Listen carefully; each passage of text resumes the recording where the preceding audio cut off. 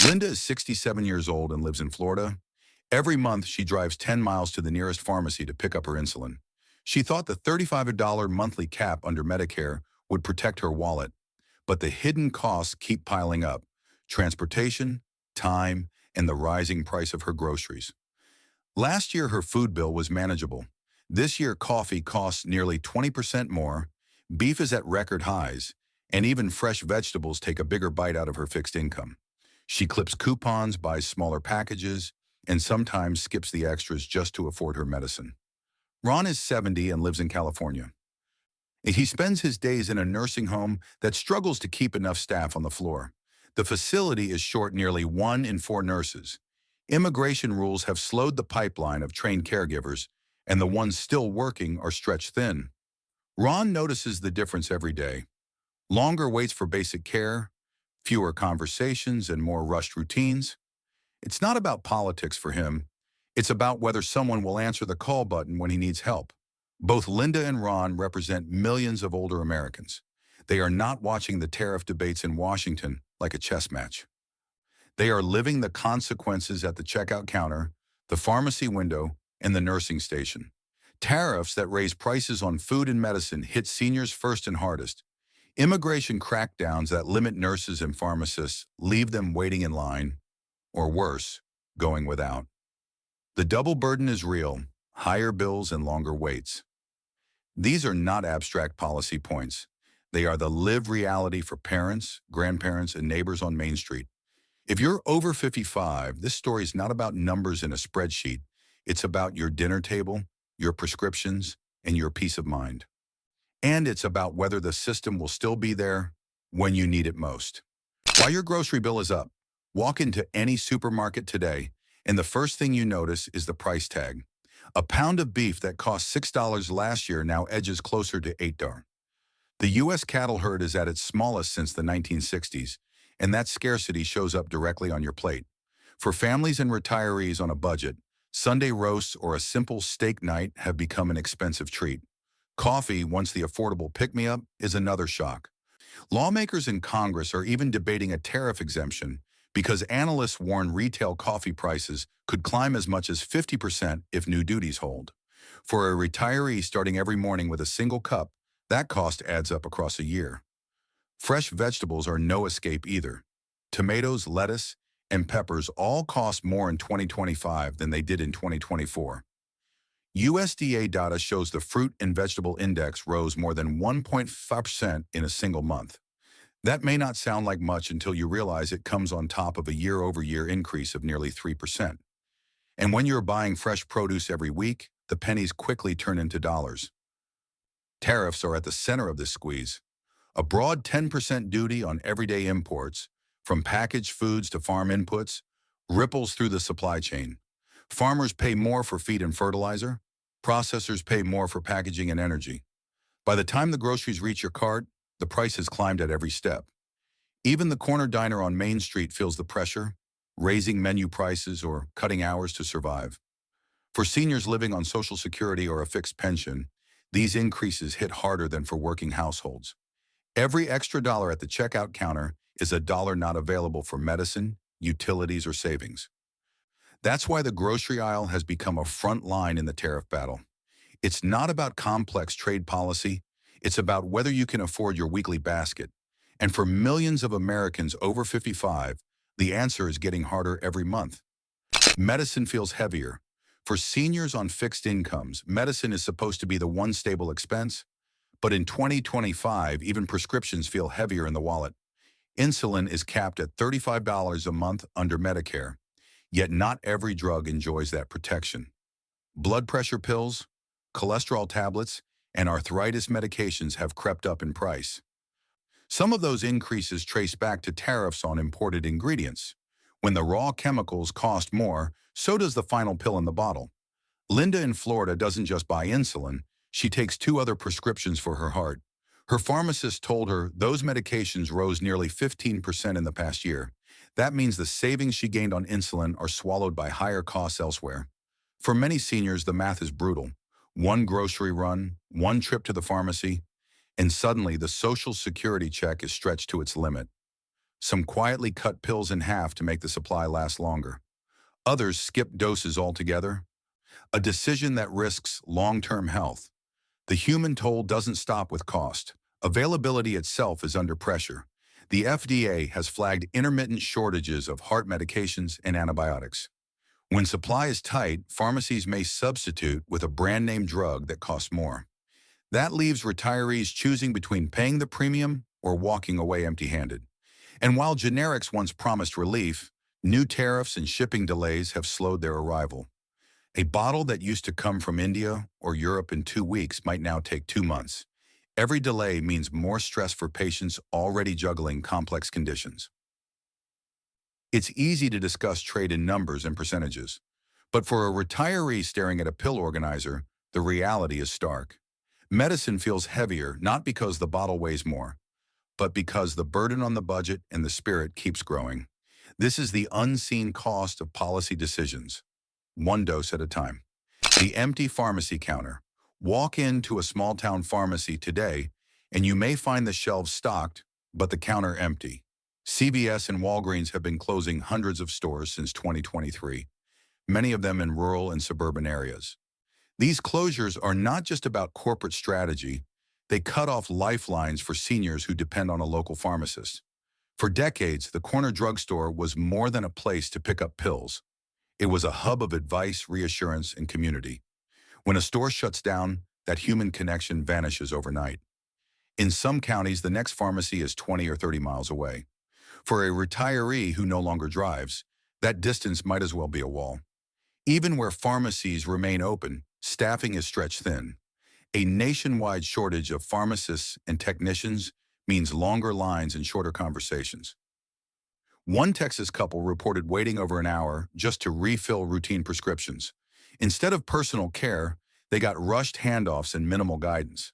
The impact is especially harsh in rural America. Independent pharmacies already operating on razor-thin margins are closing at alarming rates. When one shuts its doors, there may be no replacement at all. That leaves seniors relying on mail-order delivery, which can be delayed by weather, shipping issues, or simple clerical errors. And unlike in-person service, a cardboard box can't answer questions about side effects or dosage. The result is a dangerous mix: higher prices from tariffs, fewer professionals at the counter, and less reliable access to critical medicines. For seniors balancing multiple prescriptions, each delay or closure adds another layer of stress. The empty pharmacy counter is more than an image. It is a warning sign of a system fraying under pressure, one where the people who need the most help are left waiting the longest. Wallet, wait time, double burden. Meet John and Maria, a retired couple in West Texas. John is 71, a former mechanic. Maria is 68, a retired teacher. They live on Social Security and a modest pension. Every month, they budget down to the last dollar. But lately, the math no longer adds up. Their grocery bill has climbed steadily. According to USDA data, food-at-home prices are up nearly 3% year over year. Beef and eggs alone rose more than 5%. Coffee costs more too, and Maria says it's the one treat she hates to cut. When the cart reaches the checkout, the total is $20, $30 higher than it was last summer. That might not sound like much, but over 12 months it drains hundreds from their savings. Then comes the pharmacy trip. Their local Walgreens shut down in 2024. Now they drive 25 minutes to the next town for prescriptions.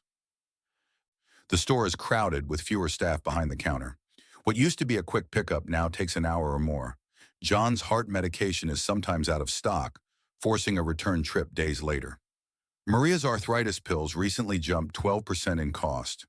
On a fixed income, that means choosing what to delay: groceries, a utility bill, or part of a prescription. This is the double burden in real life: the wallet and the wait time.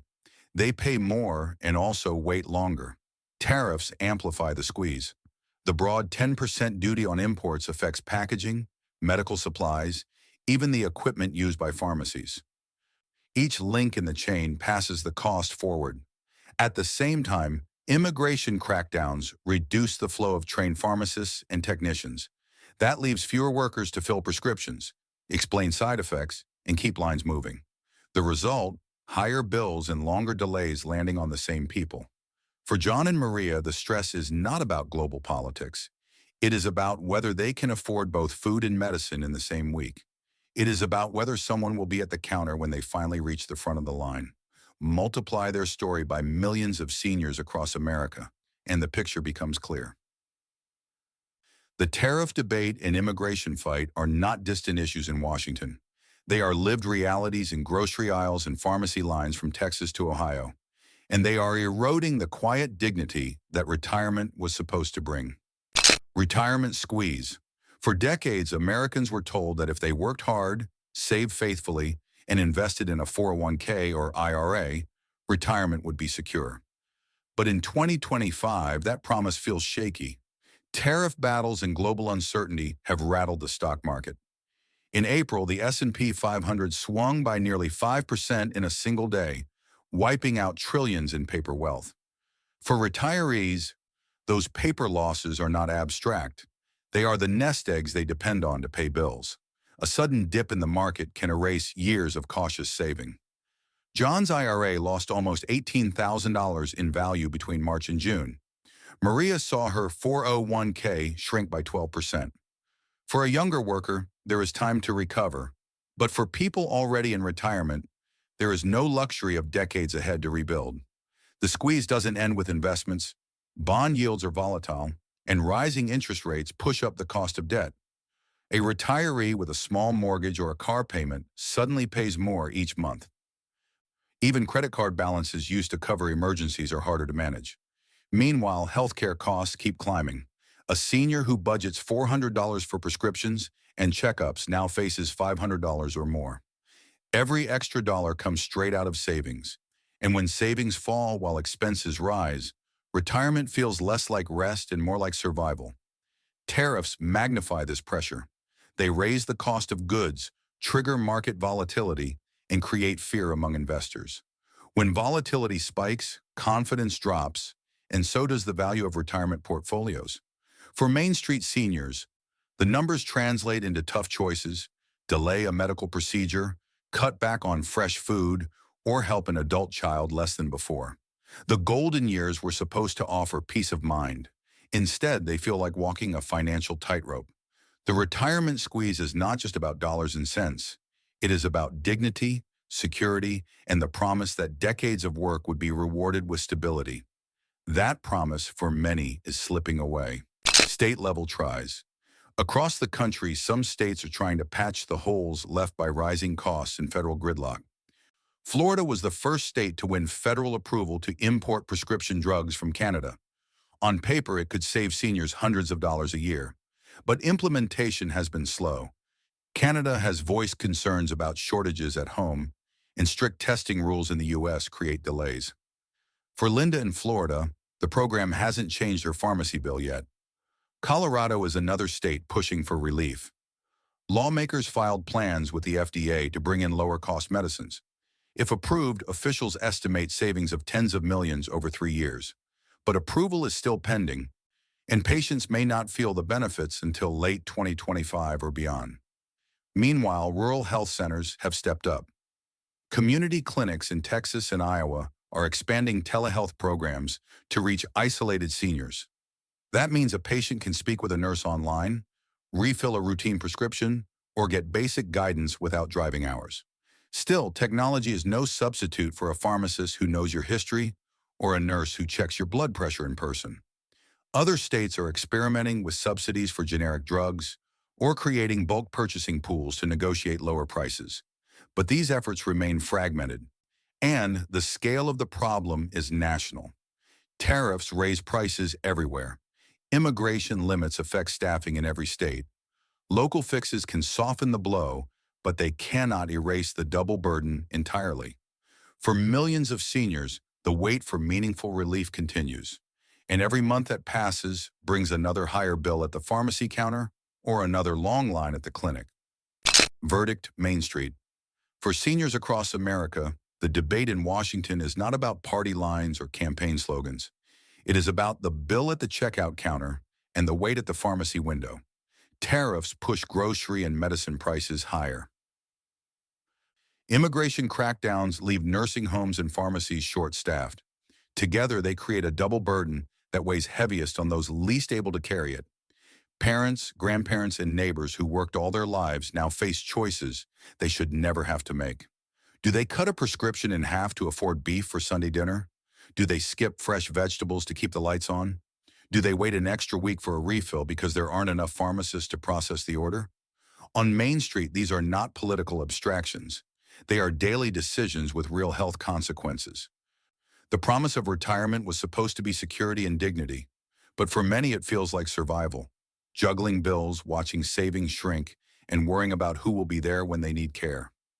The message is clear. Tariffs and immigration policy are not just economic levers. They shape the quality of life for millions of older Americans. And unless leaders find a way to balance national strategy with community impact, the burden on seniors will only grow heavier. This is not a game of politics in Washington. It is the health and well-being of our parents and grandparents, played out one receipt, one prescription, one long wait at a time.